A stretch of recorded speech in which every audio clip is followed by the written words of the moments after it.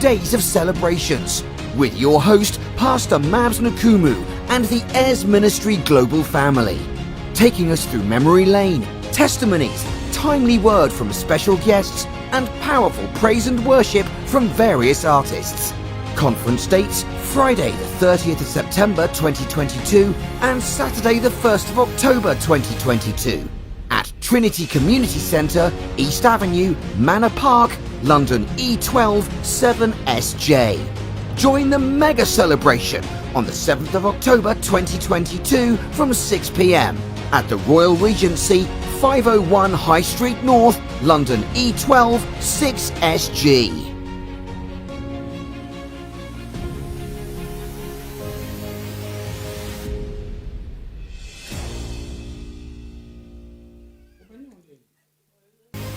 Heirs Ministries invites you to their 30 years anniversary with 3 days of celebrations with your host, Pastor Mabs Nkumu, and the Heirs Ministry Global family, taking us through memory lane, testimonies, timely word from special guests, and powerful praise and worship from various artists.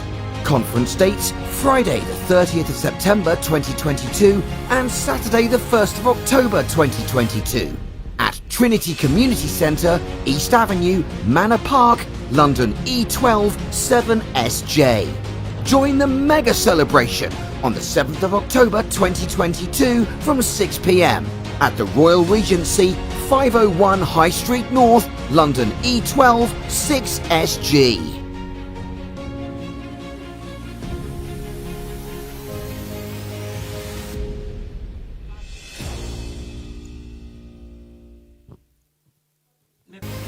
Heirs Ministries invites you to their 30 years anniversary with 3 days of celebrations with your host, Pastor Mabs Nkumu, and the Heirs Ministry Global family, taking us through memory lane, testimonies, timely word from special guests, and powerful praise and worship from various artists.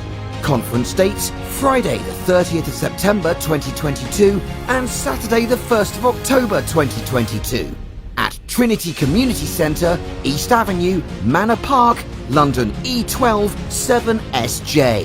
Join the mega celebration on the 7th of October 2022 from 6 p.m. at the Royal Regency, 501 High Street North, London E12 6SG.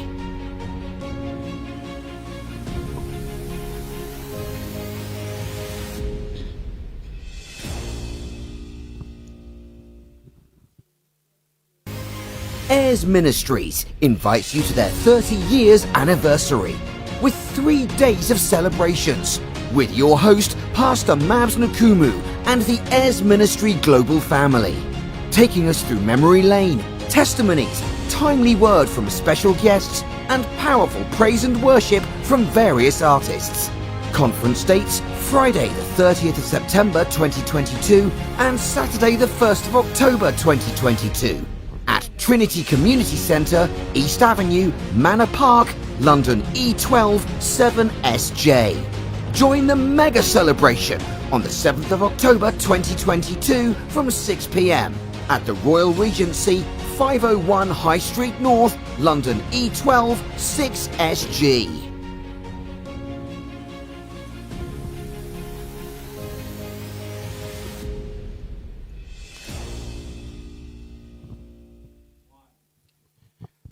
Que le Seigneur vous bénisse abondamment. Nous vous saluons. Nous disons bonsoir, bon après-midi, bonjour selon le pays dans lequel tu nous suis. Nous sommes dans ces programmes spéciaux de Women Ministries, des Heirs Ministries, qui normalement sera dirigé par Maman Kabibi. Mais on est là avec eux pour être une bénédiction pour quelqu'un qui nous suit. Topé à tout le monde. L'émission sera faite en français et en lingala plus pour répondre à la question que nous avons posée la fois passée. La question était simple. La transparence a-t-elle des limites? Est-ce que dans un mariage, dans une relation, dans un foyer, est-ce que la transparence a des limites. La question veut simplement dire, est-ce que dans un domaine où le marié ne peuvent pas être transparents? Est-ce que ce mouton-là qui sont transparence, c'est une façon, il y a manque d'amour, ou bien c'est une façon d'être protégé? Et la fois passée, on a été richement bénis par l'intervention de mes deux invités que je vais présenter tout à l'heure. Mais avant cela, je demande à tous mes amis, ceux qui sont connectés, Maman Kouloutou la Grande, merci pour ton mariage bientôt, dans quelques semaines. Partage à tout le monde. Claudia Abigail, je veux que tu invites tes amis, frères et connaissances. Partage. Maman Marianne Toubila, ben toi c'est la spécialiste de ces émissions. Je t'ai appelé expressement pour que tu fasses le travail.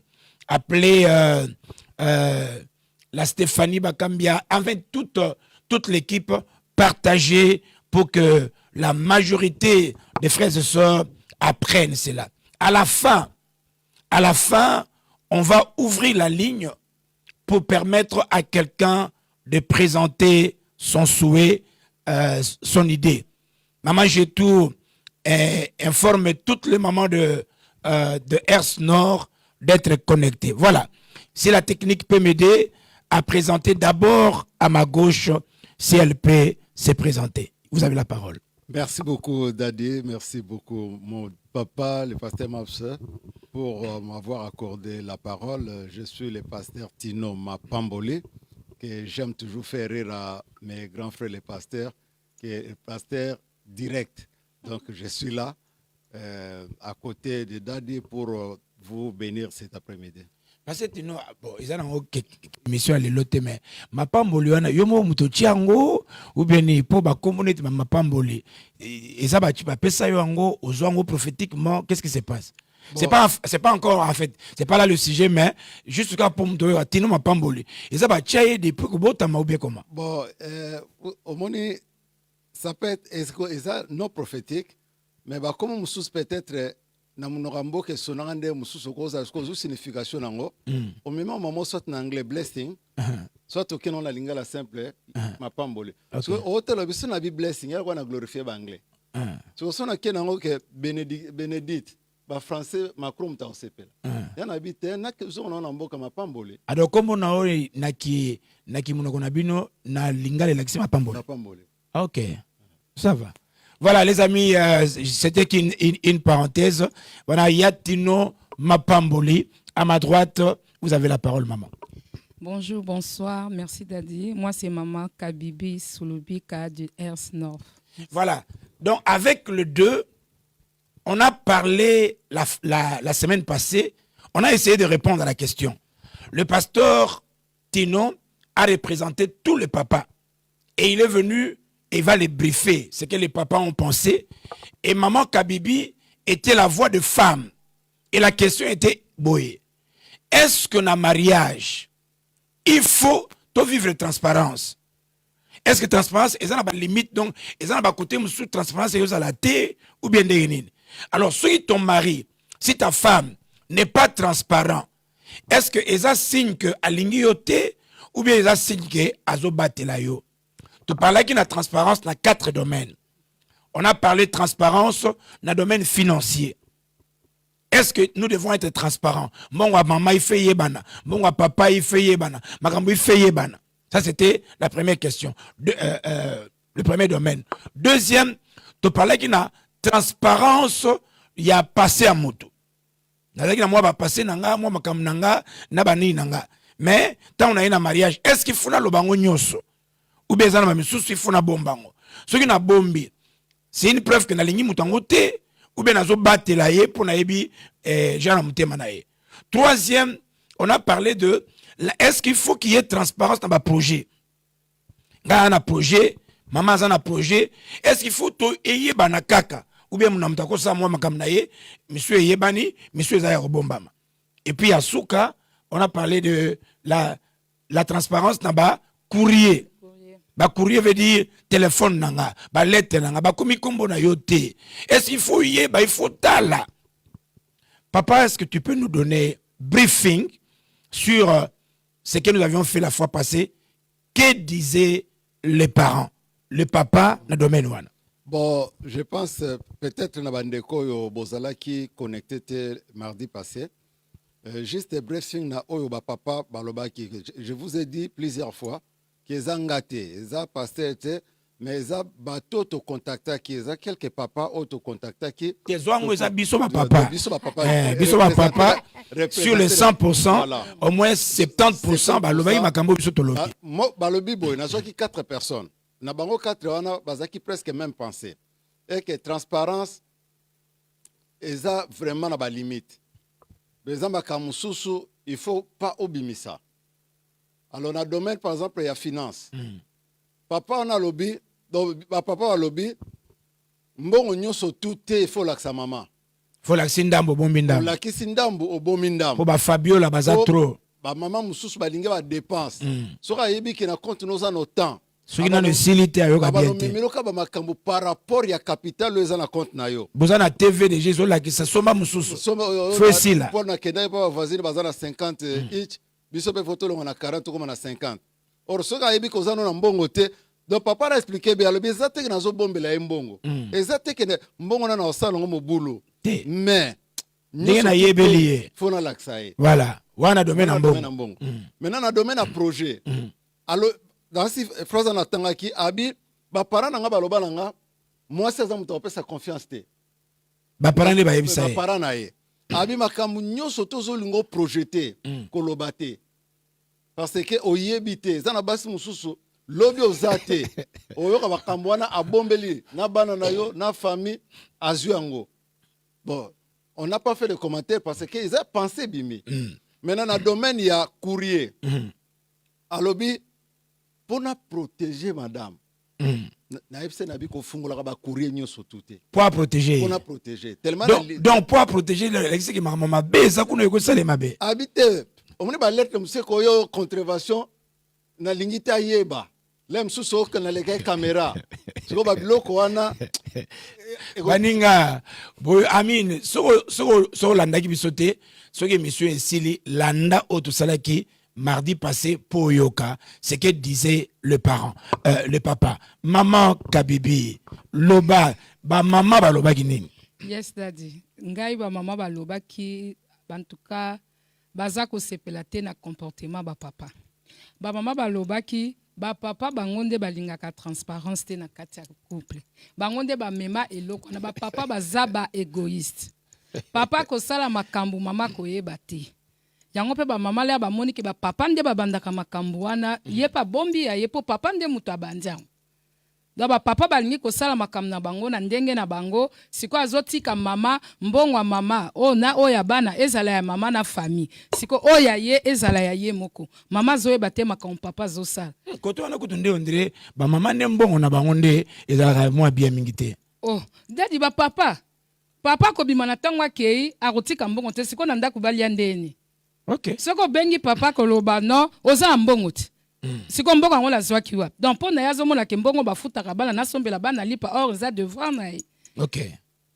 Nde fa sala ngo. Kota ba projet ba mama ba lobby bango ba ko sala projet na ba papa te ka ndenge na uti koloba bango bazo banga ba papa.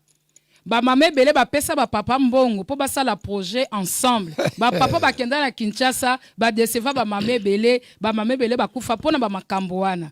Donc à partir de makambo wana bango ba boya po ba papa en tout cas musana bango ko décevoir ba mama.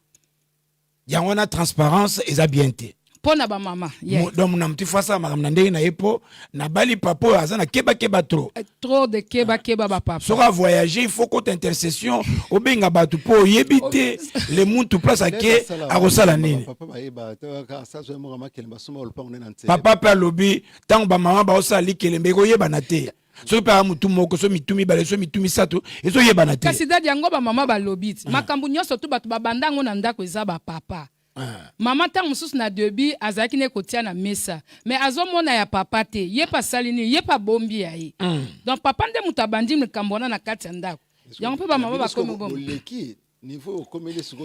Yangona les amis, on s'est dit le pasteur Tino Mapamboli avait représenté le papa, le pourcentage du papa, et on a parlé du langage du papa. Pour Nabango, la transparence n'est pas bonne. Pourquoi? Parce que moi, c'est un peu confiance, ma casse. Azamuta keba keba ba Fabio la baza ba dépenses inutiles ba ewaso baza, donc il faut keba ba maman peut même chose les loto ye topé ça mène ami comme un conseil importance, il y a transparence dans le mariage. Pourquoi la transparence est-elle importante?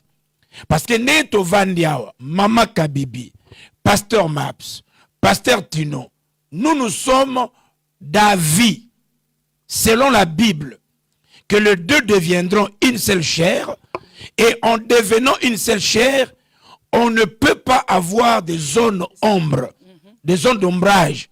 Oh, Mouningam soit yebi, Mouningam soit yebité. Donc, la transparence n'a pas de limite. Dans ces 4 domaines, chacun de nous doit être transparent. Avant d'appeler ça, maman, na papa, pourquoi? Nathalie Sabiso, d'abord, l'importance, il y a transparence. En quelques 4 lignes. Premièrement, la transparence dans le mariage. Papa, maman, ça développe ou bien ça donne un sens de sécurité. Omoni, quand tu es transparent, moi sinon aza transparent, ata soko akebuapi. Vous avez la sécurité moroboy. Parce que yebi est bien. À cause il y a transparence naïe. Deuxième élément, avantage il y a transparence. La transparence développe la conscience. La confiance l'un en l'autre. Ata na moniete, ata alexingana no mbongote, ata na tuniete. Mais j'ai confiance. J'ai confiance à cause il y a transparence nabiso. Autre élément, la transparence développe l'intimité. Bateau ba transparent, papa sera transparent, maman sera transparent, ba développer dans couple na bango une sorte d'intimité mokoboy. Ba comment ba meilleur ami, ba meilleur friend, ba secret entre bangote. Autre élément, nandak au transparence eza et diminue à 4 degrés à conflit. Parce que atam ninga sali mabe, otali ka confiance aux arani nango. Otali un peu modèle à fungwa me pa na yo, na kando zaki nango na 100 degrés, au moni kiti ti na 20 degrés. À cause il y a transparence, il y a moninga. Vous devez savoir que il y a des éléments, on pourra peut-être un jour développer comment développer la transparence. Par exemple, batumsu abotama nangote, ndingo lobi mutumsusu ba para ba ebisa ye keba.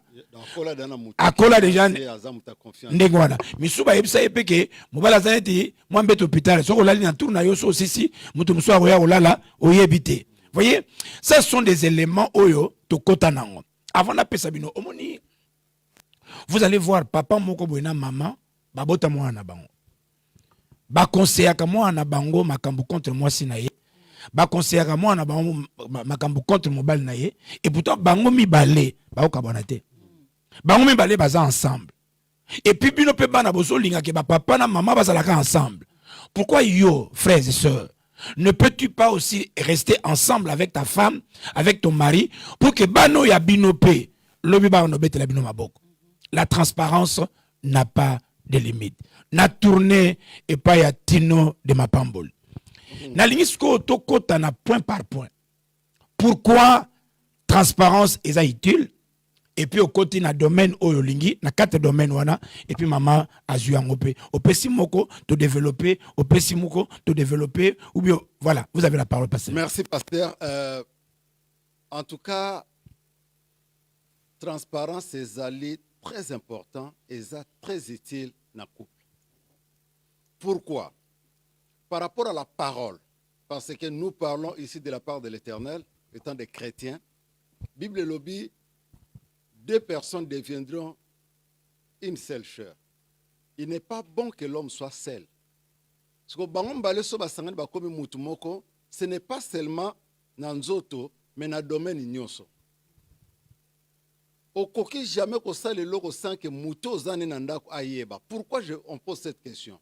Mukoloba ina bali moi sobe na bali mobalo yo ona muto ebiki mobali na ngai ya vie donc na okufa na ye soit nga na okufa liboso soit ya okufa liboso siko muto yozo linga bokufa na ye bosukisa na ye mokili okobombela ye vérité o yozo sala pourquoi par exemple dans le domaine ya mbongo on ne serait jamais béni financièrement ce que zo bano bomba mbongo nona yo moko parce que mbongo wana bano salela ngo toujours a kobombana maintenant tellement zo salela ngo kobombana nzambe pa bano peso ba limitation ya finance na vie mais la personne qui dit la vérité na moi sina que même au bimaki mutakabeli yo 20 livres ozongo le bimama na kendele bano bapenga 20 livres a kosenga ngote a kosengo pété mais censé la yebi moi si pe abimaki ndeko kabeli 10 livres 20 livres azonga be papa na kendele ba kabeli nga 10 livres papa kosenga ngote mais censé la yebi et ni ko ba dire que sur le lobo zuba 1000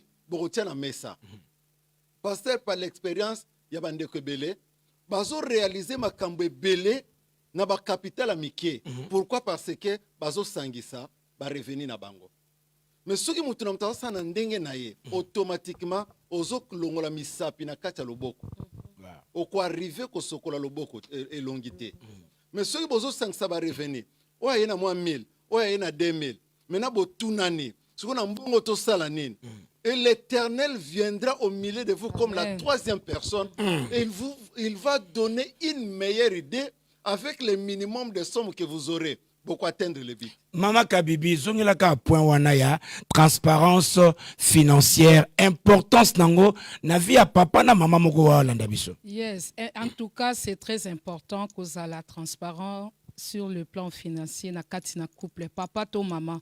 Eza malamu mingi po d'ailleurs mokile lobi na biso l'union fait la force. Ndeka pasteur Tinoa lobi soki bino mibale bozo tambola na même esprit na idée moko. Mbongo na bino so botie na mesa et que bosali projet ensemble. Projet wana atandenge nini ko simba. Parce que bino mibale bosa déjà na idée moko transparence eza o yaye na mbongo na ye o yaye na mbongo na ye aye na mbongo ni bosangisi en tout cas boko tambola malamu. Soki o azali ko bomba déjà soko zo bomba déjà et sali lokola donc au BBC déjà donc au longoli déjà brique moko na ndako donc li dusu moko déjà koti au diable rokyo kota a BBCP li kambiama qui a transparence nde emilelo o eboti ba manque ya confiance eboti ba makambo ebele parce que oza na confiance a muninga te transparence ezate muninga déjà sa banda kokosa yo yango wana ezo créer ba problème en tout cas et c'est très important que la transparence na kati ya couple c'est très important na domaine nyonso. Omoni pasteur Tino peut-être il peut pas donner son témoignage. Mon âme t'a appelé sa témoignage naïe. Moi j'ai remarqué que on a réussi dans notre couple à cause de la transparence financière. Tant on y na mariage, ba parents na biso ba entraîner ki biso te ndeni ya kozala na transparence financière na couple. Nga na ye na compte nanga, mama zaki na compte na ye, mon âme t'a géré makam na ndenge na ye. Boinanité mais besoin idée que botu en place moko. Et puis on n'a rien fait jusqu'à ce qu'on a compris que beto tchera ensemble. Le couple doit, comme on avait dit, le rôle de papa. Papa c'est le visionnaire.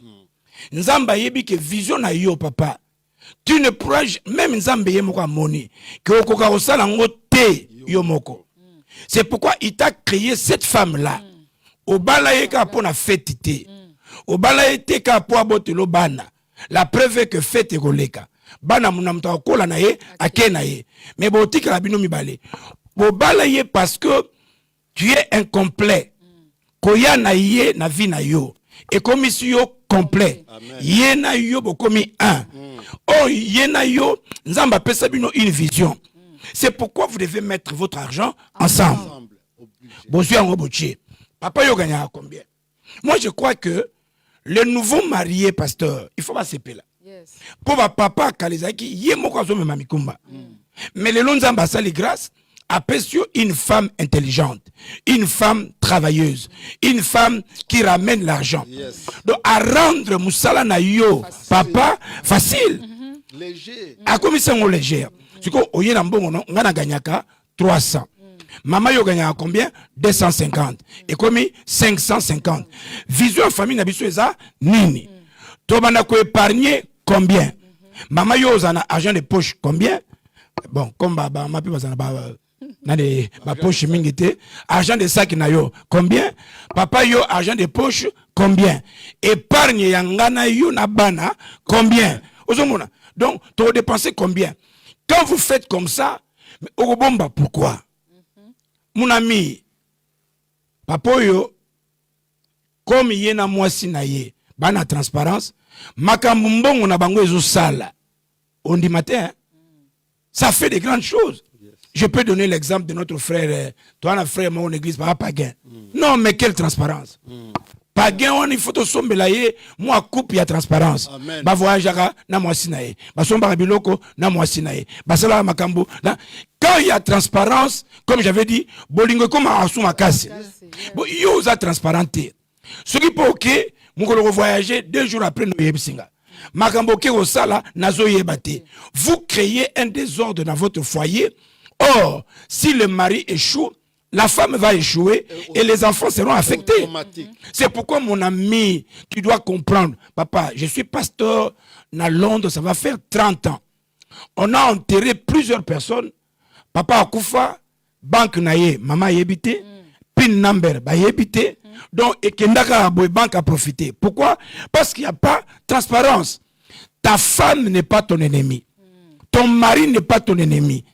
Bana ba okende me bango nzamba sala bino bozala ensemble. Je sais pas si vous avez ajouté quelque chose sur ce point avant maman Kabibi à côté de la mission na deuxième point. Bon, et là on a ngana baksaka na le bien à côté transparence que na bandeko no otangi papa Paguin nous autres na quelques bandeko au moins na basi na bango. Bazozala na bolingo makasi na mibali na bango. Mais comment? Par rapport ya makambo bazomona keno papoyo. So ina zangiye.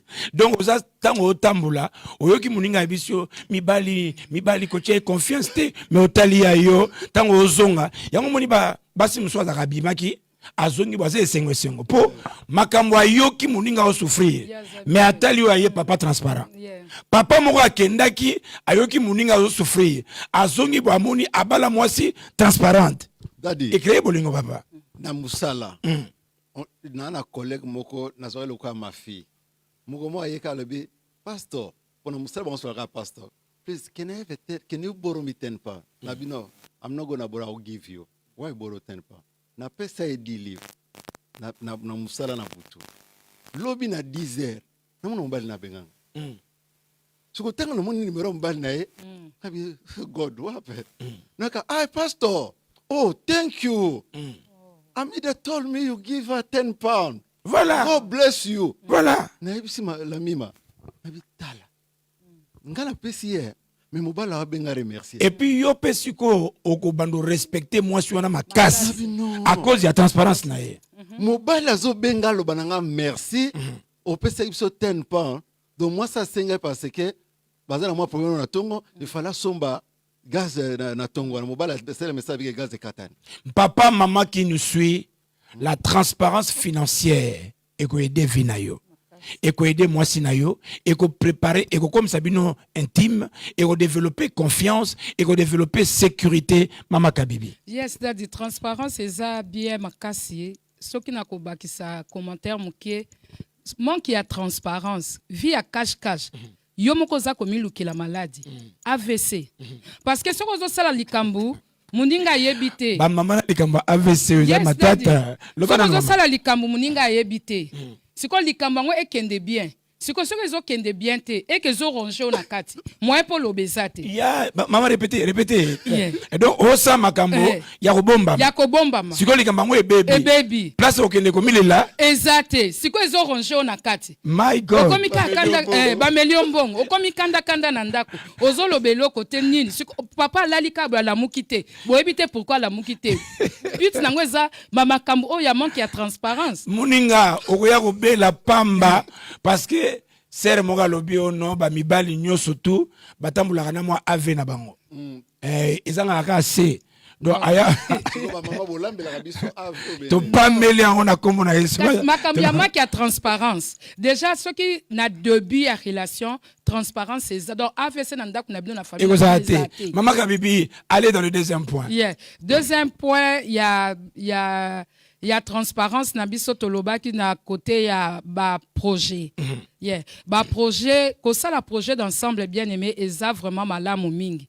Bo fandi na papa ndenge dadi ya lobby, bo tie budget na bino na mesa, bo tali siko toko sa ndenge nini. Ah mama nga na moni année prochaine moi to kende Kinshasa ensemble ezati. Bo solo li. Et puis tali si muninga pourquoi lingi to kende Kinshasa ensemble te. Peut-être billet mama, billet la bino mi balé. Nini séjour na bino kuna makamyo te sengi bino mbonge belé par rapport au keye moko. Les camions so ba solo laka. Au solo li na muningo faire comprendre muninga après bo luki terrain d'attente. Là, boluki terrain d'attente bo saliango. C'était beaucoup tambola bien, ba prochaine abino ekende bien. Yo siko soko ye nga na sa mwasi. Lokola mbongo eza nga mo na kende musala nga surtout basi o mibali basala ate. Ayebi ke ngande mtu naso na mbongo na ndako. Donc opesi muninga chance te bo kabola na ye ba projet ensemble. Bo sala ba projet ensemble. Et ça vraiment malamu mingi te. Transparence aussi dadi. Et ko sala ke bo vivre longtemps. Na kati na relation na bino ce qui transparence ezali boko vivre longtemps boko umela parce que boza na kati ya transparence boza moko non yo za komi mona na kati ya muninga sa komi mona na kati na yo avant na pesa pasteur pour na makamba transparence ya ba projet mama papa il faut yeba que projet ozo sala no sala ngopona nini. Toi tu n'es pas éternel, ta femme n'est pas éternelle. Nzamba sangisi bino mibale et puis apesi bino bana avec raison. Neye boza bino mibale, moko akufa avant, musu atikali. Maintenant quand vous faites un projet, le projet dans la vision d'une famille, c'est pour sécuriser le futur de nos enfants, nous étant présents. Mukoto rozalate, bana nabiso ba profiter. Muto akufa avant na yebite. Il doit connaître tous les atouts. Moukomoso peut-être au coup fait avanter, mais au sein d'accident. Ou bien, l'Ikamoko et Salemi. Tu as besoin de donner toutes les informations. Il y a un projet à l'autre. Et puis, il y a un projet, pour planifier binomi balé. Projet Nabiso, il y a combien d'années? 5 ans. Tu vas dépenser combien dans 5 ans? Autant. Tu vas combien chaque mois? Autant. Donc, papa yebi, maman ayebi. C'est comme ça que Borozala a un projet en commun, mais à kiloté. Pour mon amour ayebi, c'est qu'il faut faire. Parce que tu n'as pas mboli, toujours dans les projets. Merci beaucoup. Côté projet, na revenir na commentaire maman à Salaki avant à développer projet. Alors, ceux qui osent loba projet n'avaient pas moutboza na été. Et que lobby est simbité. Souffrance n'est pas la plus pure que ceux qui échec en la qui abinombali. Prenons le cas dans un projet national lupango nangana ntele. Mais moi ça y est bato on eza ngana famille nanga. Famille on a évité yo so otile lobby na famille. Pour Abraham abima na famille. Famille na comme Sarah na descendance na. Mais bibel msuti le la kota libala bala azana bana abima ne na famille. Siko yo so somba lupango na famille. O mikolo na ntele ba chef coutumier pe komela. O pesa mbongo boye. O ka lo pa wana nzoka ezaka ya mutu mususu. Siko bazo bengo na téléphone okumo solola na balabala. Siko moye po ganga makasi ezate. Okomeka mbongo ba pesa.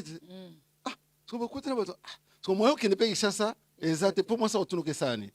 Faut combien de fois ozo souffrir? $20 ekei. Na buto zolala te. Na buto olala te pour comment raisonner mbongo wana. Parce que moi po ya koyebisa ye ezate. Une seule chose na loba. Balobi toute vérité n'est pas bonne à dire, mais la vérité finira par se triompher.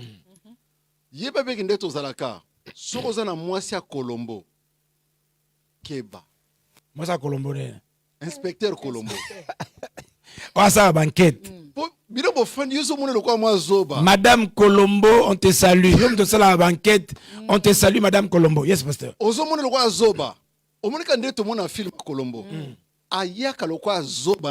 dirait yébité. On dirait yébité. On n'a pas stadi sembla lokola a bosana qui porte. Oh sorry sora bimi. Bino bokaisa bimi azongi. Basi musuba za ndengwana.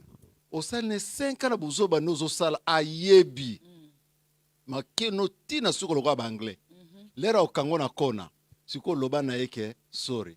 Oloba ne sorry après combien de motifs? après libando le moi si mabe mais à Kangu après combien de temps? Les amis, projet faut toujours les dire. Les amis, nous demandons à notre technique de nous mettre d'abord notre publicité. Vous savez que nous fêtons 30 ans du ministère. Nous demandons à tous les frères et sœurs, au Lekana Earth Ministries, viens célébrer avec nous. Earth Ministries est béni de plusieurs façons. Nabamate, nabango, naba émission, et tu veux soutenir parce que tu es au loin. Appelle pour soutenir. Nous voulons célébrer 30e anniversaire pendant 3 jours, le 30 septembre, le 1er octobre, le 7 octobre. Nous voulons que toi, tu sois béni, mais viens participer avec nous. Si tu n'as pas d'église, nous t'invitons. Earth Ministry a plusieurs branches. On peut t'orienter dans une de nos branches. Technique, si vous pouvez nous mettre la publicité, s'il vous plaît. Airs Ministries invites you to their 30 years anniversary with 3 days of celebrations with your host, Pastor Mabs Nkumu, and the Airs Ministry global family, taking us through memory lane, testimonies, timely word from special guests, and powerful praise and worship from various artists. Conference dates, Friday the 30th of September 2022 and Saturday the 1st of October 2022 at Trinity Community Centre, East Avenue, Manor Park, London E12 7SJ. Join the mega celebration on the 7th of October 2022 from 6 p.m. at the Royal Regency, 501 High Street North, London E12 6SG.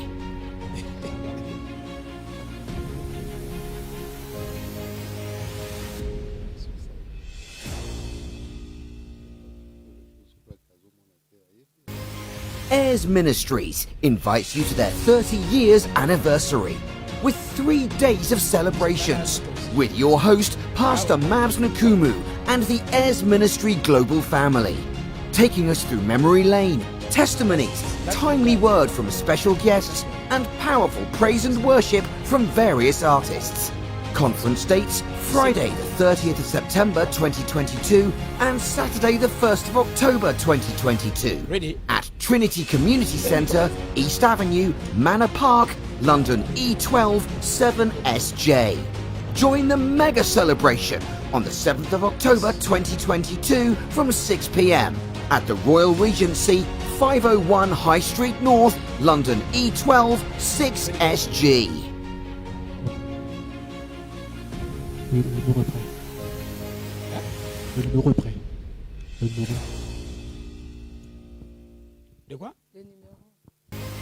Airs Ministries invites you to their 30 years anniversary with 3 days of celebration. Voilà, nous vous souhaitons encore welcome back.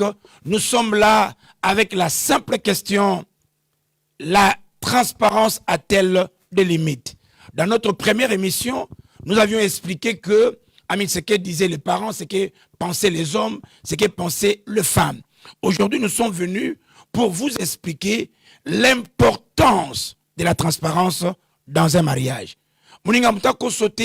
C'est super important de vivre la transparence entre hommes et femmes.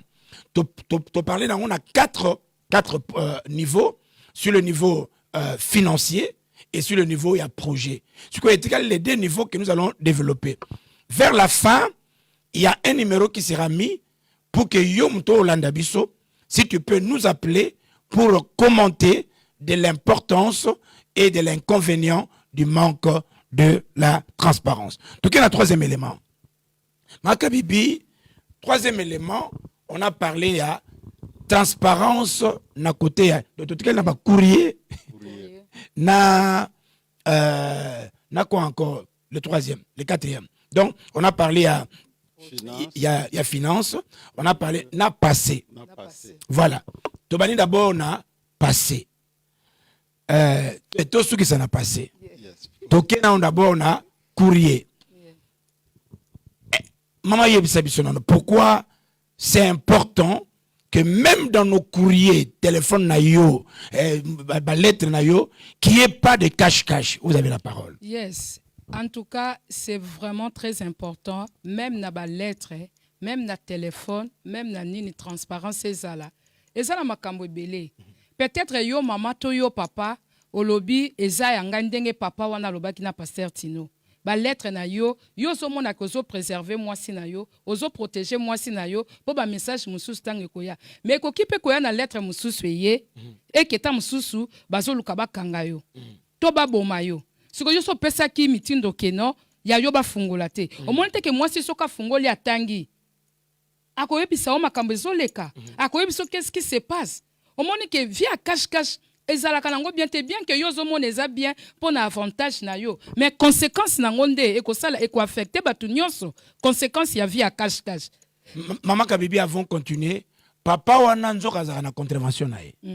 Contravention c'est umela ti ekomi sikoba evict. Allez, basangisi mbongo akena Congo pour asala ba affaire. Na ibité na Congo pour ni batu balinga ba prolonger. Akendeki pona 1 mois, asali kuna 6 mois. Siko ba lettre ezokita. Ti baya ko evict bango biloko. Papa tango aye ayo silikila mama. Ndenge nino ifalo tanga lettre na kotanga ndenge nini.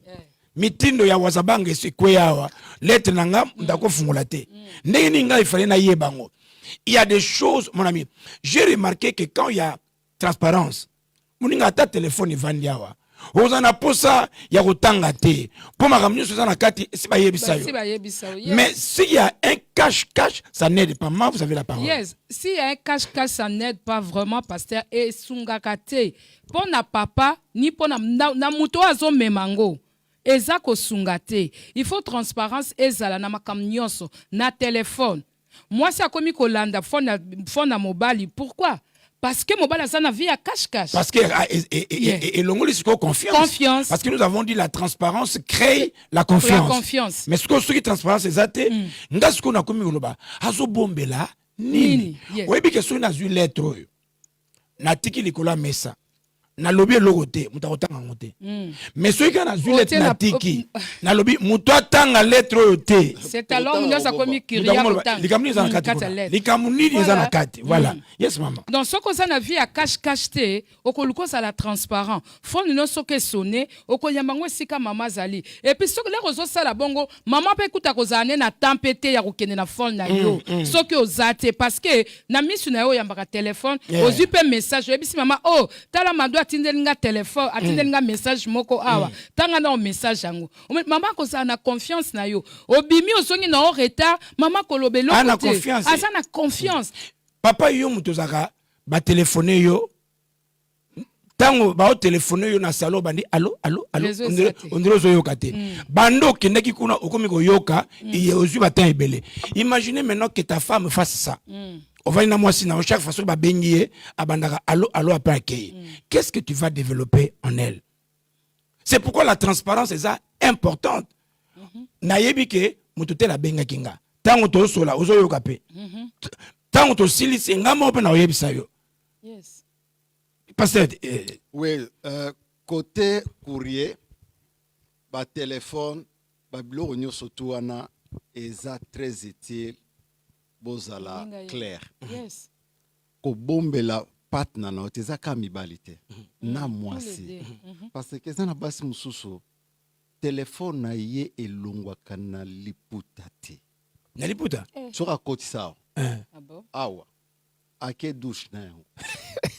Aza na cuisine. Voilà banani, ba mama Colombo. Ba mama Colombo. Siko ba mama na tellement solo la chaque minute. Siko ba somba be écouter à mikie. Connecté à wa téléphone fanda. Soka yoki ka tiba o sonné yo kanate et vibrate. Et vibrate ka yemo ka yoki. Allô. Dadi tala. Allô.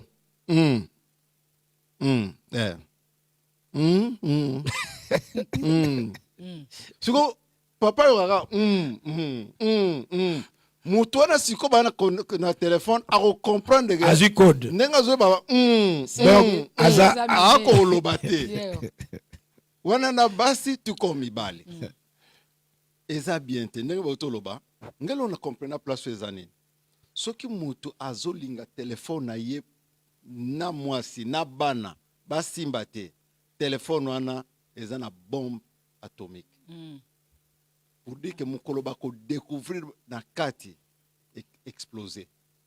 yangana biso ba chrétien totika biloko wana parce que tous a besoin de cultiver kimia bon avenir na ba couple na biso. Et là où il y a la paix, il y a la bénédiction. Les amis, toi qui nous suis, question oyo nakanisi moi to kenango musique yate parce que nous voulons terminer émission nabiso na 4e élément et puis te permettre yom tozo landabiso si la technique peut nous mettre le numéro de téléphone comme ça tu peux appeler pour nous parler de l'avantage na désavantage il y a transparence. Il est super important oyebake maman obovani newana aza étrangère te. Azaka une partie de toi dans la mathématique de Dieu. Papa oboza newana il est plus que tes frères na dimension o nzamba sala yo. Amen. Papa Nabino n'était pas ton choix. Maman Nabino n'était pas ton choix. Tes frères et sœurs n'est pas tes choix. C'est ton mari et ta femme qui est d'abord ton choix, et puis de deux, c'est là ta source, au Utawana. C'est vous deux que nzamba sali ki bana baya. Et puis bana un jour barokende. Pourquoi ne pas placer confiance na muto yo aza être ya yo? Yem talambela yo, yem taza papa na yo, pourquoi ne pas avoir confiance na ye, mais vous avez la confiance na batum susu. Enlève cette mauvaise mentalité. Prends ta femme comme une partie de toi. Prends ton mari comme une partie de toi. Le numéro était complet. C'est 777 3 fois. 77771 81 3741. Donc, si tu veux nous donner ton avis sur l'importance, il y a transparence dans ces 4 domaines, tu peux appeler brièvement pour qu'on puisse un peu ton avis. Pour le dernier point, la transparence dans ton passé. Place wana maman Kabibi a pesa ki moi likanismoko tant ba papa baloba ke bango balingi ba yeba kaka ba passer ba maman mais ba maman ba yeba bango te po bango baza fragile. Mais moi je vais tout simplement dire ezana makambo oyo il faut olobela muto yo bozo sa la vie. Tel que ozaki na mwana il faut loba. Il faut loba. Maman, papa, s'il te plaît, sors quelque part. Tu viens avec ton mari, avec ta femme. Au yebisa été que vous botara na bo mwana. Mwana na bimale ki na bino. A même après combien des années et oyeba. Ce que vous maladie moro quelconque dans nous autres, tel que l'épilepsie, on ne yoko sakapo ayebate, quel que soit le temps et oyeba. Mais par exemple, ozaki na copain na yo na âge de 18 ans, 20 ans, azane na Congo. Et ça, maintenant, ça demande la sagesse par rapport au caractère à Moutouana. Pour exemple, batu mususu, bazana ba jalousie élastique. Même les kambili kalango kala, ya bendiango, akomo rêver mutango, ira kota nanda kuna bino. Mais ça, batata musu bazana ba sanfoutiste. Atakuta ebike Moutouana zalaka copain na yo, au solisaye, bazana bango bia ebike et c'est si là. Maintenant, cela demande la sagesse et puis attitude à Moutozanae. Mais dans certaines des choses telles que moi, maladie, ou vie na bino passé, parce que il y a un problème aussi, Moutoumsou bokola na bino na masina, mais le royer a loka beaucoup à Londres, au comment on a zamo na bandal. Parce que au kosi, bon mukolo beaucoup na bana masina na nzela. Barba gino to kola na ye déposer na. Ah, do bato balingaka ami bimisa que yé pas alaki. Yé pas alaki. Et ça ngolo côté. Voilà. Loba ke to vana na masina ou be to vana na kwa moko boye. Vie pauvreté à papa na nga ezangate. Wanza pauvreté ni papa na biso ndemto azaki na vie wana. Bona awa okomosela okomotia kabelo. Okomokuma Mercedes. Okominyo. Ya yebika koza bien. Mais mukolo ozo bombele nakola na ngaba nakola na ma campagne natanga na lupio natanga na lupio nzo yo tanga na mission école mission wana na bambou et c'est l'autre c'est ton passé, c'est ton passé. Voilà, yebisa vérité soka olingelo ndenge wana a bolingwane ofanda po taba yebisa vérité na bino yebisa ngai azana na mwana oui na yebi mwana okomo na Marie-Jeanne maman mutalinga ka sala songi asuki est-ce que yebi ke mosu na belaka oui abandaka obela mabela ka lesute parce que il la vérité mais yo ba vérité nyo sono bomba ya copain kala moi je vois que ça peine importante pourquoi pour le lot il sanga que mon boss no azana copain moko non oh est-ce que copain ngo azawapi ou azana lubumbashi quoi avola kapwa ya Yaka bibi. Yeah. Unasema Yeah, ngala ko bakisa deux commentaires na ndine pasteur Tino lobi na suka awa. Na ko bakisa na mama to na papa oyo muninga azwaki quand même volonté wana ya koyebiso vérité à les passer na ye. A ce qu'a pensé que peut-être vérité les passé na ye, peut-être ya vie na ye amoureuse ou azalaki nango. Et comme arme na yo te papa. Parce que muninga tango lobi na yo c'est par amour.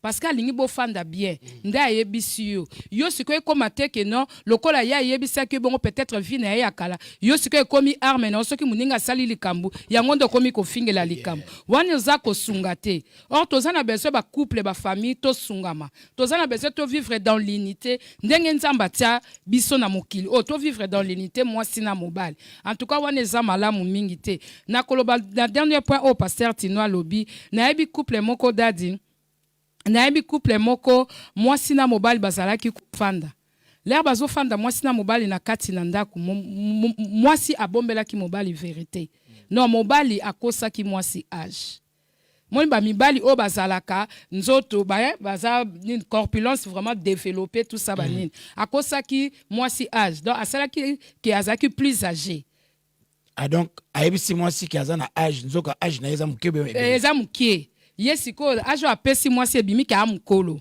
siko aza okay. mukolo ya mwasi okay. siko bafanda na bango mais na âge normal azaleki ya mwasi okay. bafandi na bango pe bien bazalaki na bango bien mwasi penza linge mobali bafanda bien e ko sala sikoyo bango mbele mwasi na mobali babengisi mama mobali mama mobali siko lera mama mobali pa yebi na ete bafandi siko na kati ya ndako na lisolo kaka mobali pa bimi ake musala mama mobali osola na mbokilo na ya mwasi na lisolo kaka là na botaki mwana nga na 1977 siko ya zaki mwa 65 ye mwasi siko mobali yebisaki ya mwa 61 nzoka yaza 77 Seigneur grand Dieu. Là siko akomi siko ko bete événement o elekaki na 77 ba mama pe balingi ba masolo ya Léopoldville ato tuni ete vraiment siko akomi ko betela muninga abeteli bokilo na na événement lekaki na moment wana siko mwasi siko esika fandaki amiyoki mawa ayoki mabe donc ngai muto na na kati ya ndako aza même pas leki wa landinga na sima donc aza penza donc mwasi amiyokaki mabe pene kutu amisala mabe.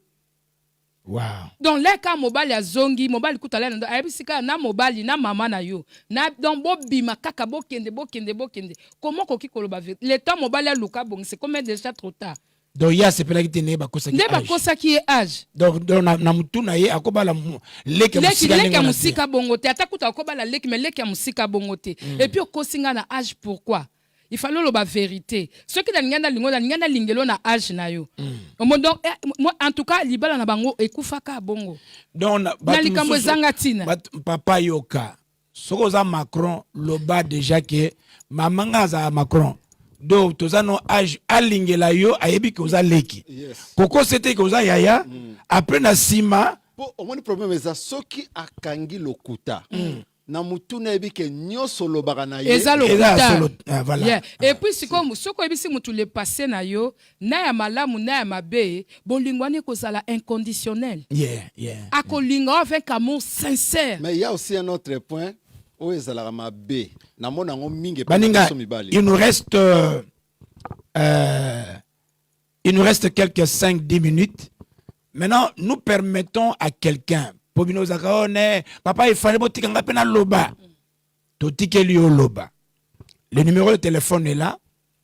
Nous te permettons d'appeler, mais aux bref, on peut sabiso ton avis sur l'avantage, notre désavantage, il y a transparence dans un couple. Parce que transparence en autos à mayele. Parce que monsieur Zakomono fait un pat nanon andako. Na moi le solo mukebwe. Ah, mais c'est quoi l'air tous ana Clarisse. Moi, je suis en biloko. Ozomona. Yo pe moi c'est même chose. Moi le kamuke yo beta li solo. Ozo beta li solo.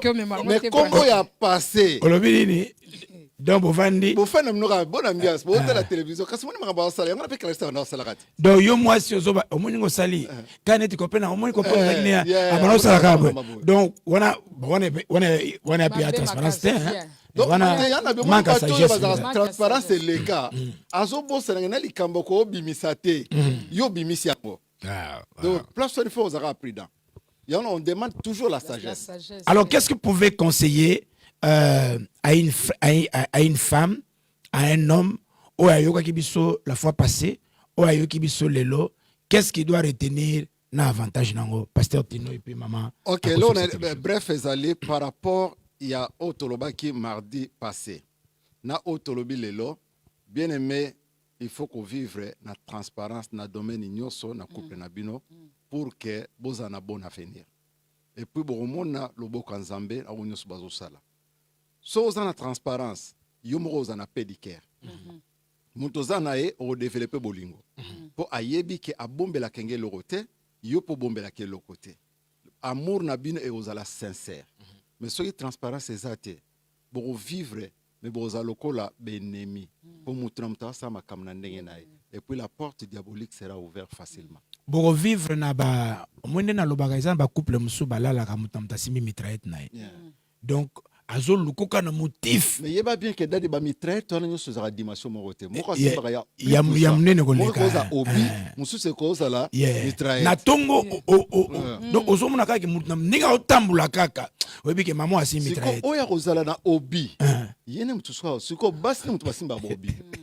Donc omona kaka atuni kaka lobi to kolia nini ya ondrozi la ki encore apesi réponse moko ma be koleka journée baby journée mobimba et baby. La transparence est super importante maman Kabibi. Yes, la transparence est super importante na couple. Ndenge pasteur opesa ki exemple ya papa pagin na mwasi na ye. Eza na ba couple belé pe bakenda Kinshasa basala ba faire simba te. Pour na manque ya transparence. Mais bango blair bake bazo sala makambo ye simba. Est-ce que ba sa magie? Bosa machite eza ndenge bazo tambola. L'unité, transparence wana. Ceux qui bosa na kati ya transparence batu bakobanda kokama bino makambo osala. Likambo peut-être eza na solution te na famille mususu mais bino bozo lango solution parce que bosa na kati ya transparence. Bango bazo réussir bazo sala magite. Pourquoi bango bazo réussir biso to réussir te? C'est qu'il y a un ça ne va pas. Ce qui y a un ça ne va pas. Il faut to réparer, il faut to bongisa. Na koyebisa na maman, na koyebisa na papa moko azolandanga na poko lelo, eza pe trop tard te. Peut-être là mususu bozai ko vivre na vie à cache-cache. Et ça peut trop tard pour na boko kako bongisa. Pour na muto akufi pour na yesili. Mais ngana toza na pema, tozo vivre lelo oyo, possibilité ko bongisa ezali. Et ça ka question bo reconnaître, mutu na muta reconnaître berer na ye, bo solo li na kati ndak botie makam na mais c'est puis bo bandi marche asik.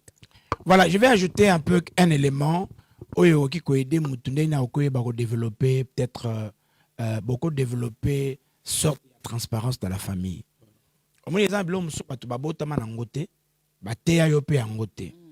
Deux petits éléments. Premièrement, quand vous commencez à partager dans les couples, le mari et la femme, vous commencez à partager vos pensées et puis vos sentiments. Et là, on a une salle, une salle, donc, il n'y a pas de pour la papa et la maman. Et puis tu partages tes sentiments. Tu partages. Ça développe petit à petit la transparence entre vous. Ça, c'est de un. De deux, apprenez, et ça c'est super important, apprenez à gérer, tu vois, le sentiment négatif. Sur moni, au sepeli ne lo moko boité. Nengo représentant. Na sepeli na makambo salaki. Ceux qui n'ont pas na sens à ma bé, ils ont bien été. Mais ceux qui n'ont pas il y a des gens qui boye. Bon, on a évité, peut-être que na compagnie qui ont bien été, mais et ça la kinga webi qui t'en a mon salinga boye. Donc, modèle na yeliango, muto ayo kinga. Alors non, ils ont qui boyete, ils ont qui boye. Ce sont de petites choses où les bandara qui mutnam takola na famille na ye, toye ensemble. Mais na bandi ko mona ki muninga comme azo fungwa me pananga. Les amis, nous sommes donc arrivés à la fin pour aujourd'hui. Tosali, cette émission en 2 programmes. Et puis on t'a donné toi aussi l'opportunité à Obenga, Oloba. Je crois que ceux qui m'ont bengité, il a dit que ce que nous avions dit, on s'est retrouvé dans eux. Kolo pambo labino ya mingi. Le seul conseil, ta femme, ton mari, n'est pas un étranger. Tu peux aimer tous tes amis, mais ils ne pourront jamais répondre à la vision de Dieu dans ta vie comme ton mari et ta femme. Mais ta femme, ton mari, le vrai, là où il y a la transparence, ne t'abandonnera pas. Jamais. La preuve est que, même au problème, tes parents appelleront ton conjoint pour atuna ezaki ndenge nini et bandaki ndenge nini. Une telle personne, tu as besoin de lui ouvrir grandement ton cœur. Yatino, un mot de la fin. Maman c'est un mot de la fin et puis nous clôturons pour aujourd'hui. En tout cas, merci beaucoup, mes bien-aimés, papa, maman, Obolandi Bisso. Je pense que tozui bisonyo surtout conseil n'a pas quoi lelo et que ceux qui tozala qui bongote tout comme vraiment transparent et puis tozala peut ba conseiller pour na ba couple auto-ebi pembe na biso ba vivre na carte de transparence. Donc peut-être na canal émission oyo et que aider yo ozo ba éléments nécessaires que sont qui vers bango ozala porteur ya solution pour que transparence soit côté bien mais ceux qui le la communauté na biso donc comme moi na 80% ya couple au bazar transparent la vie au kende liboso que l'Éternel vous bénisse. Yatino avant na pesa maman c'est ça ce que mobile la salle raté mais moi si muta gagner mbongo trop aza peut transparent pour yé na kota mbongo on actionner papa on a tous les moyens na mboko yo ata au salle raté on repasser les son income.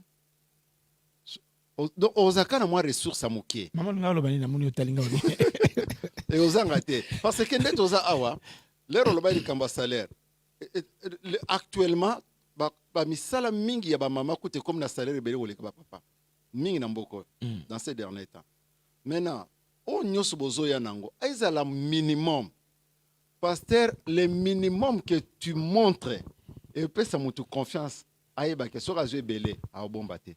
Voilà, il y a Kabibi, mot de la fin. Yes, mot de la fin nanga eza nakoloba kaka na pokwa na lelo ke soki tozo sa l'émission c'est parce que toza na besoin ba famille na biso et simba. Toza na besoin communauté na biso makambo changer.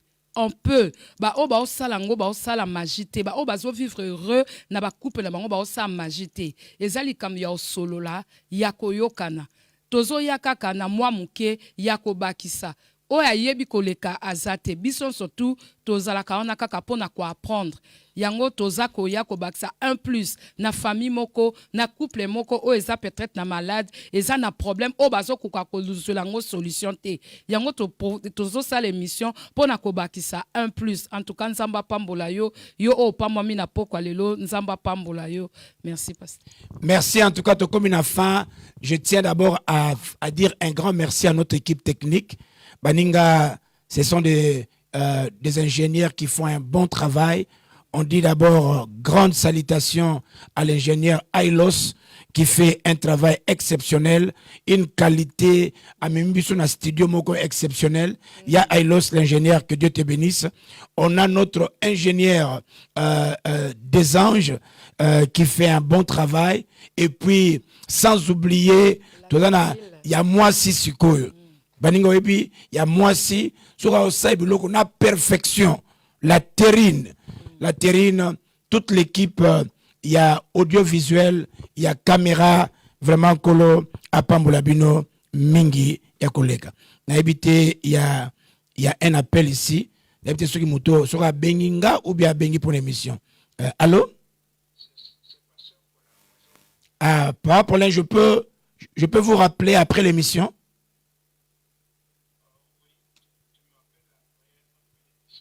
D'accord. Merci. Yes. Ok. Voilà. Nkola Pambola Bisso. Quelle grâce, quelle gloire. Écoutez les devoirs que je donne à un homme. Donc comme na souka. Na poko lelo bengi maman. Na salon te na chambre. Au vandisiye et puis lobi maman. Na yoki pasteur Tino. Na yoki maman Kabibi. namoni importance ya transparence ekomema biso tozala intime to vivre longtemps elongola ba AVC to réussir ensemble bana biso pe bazala bien na décider que nga na yo to développer transparence na ba domaine oyoyo ya mbongo ya projet ya passé na ya ba audio na amine ba courrier na biso nga na bandi na ye na fungwa mepa na yo mama pe ayoki bo prier nango. Les amis, nous sommes aujourd'hui au mois de juillet. Nous vous promettons que tantôt comme en décembre, vous allez comprendre que la transparence est la porte des grandes vertus. Que le Seigneur vous bénisse. Nous nous retrouvons le mardi prochain, même heure, Earth Church, Earth Église. God bless you and bye bye.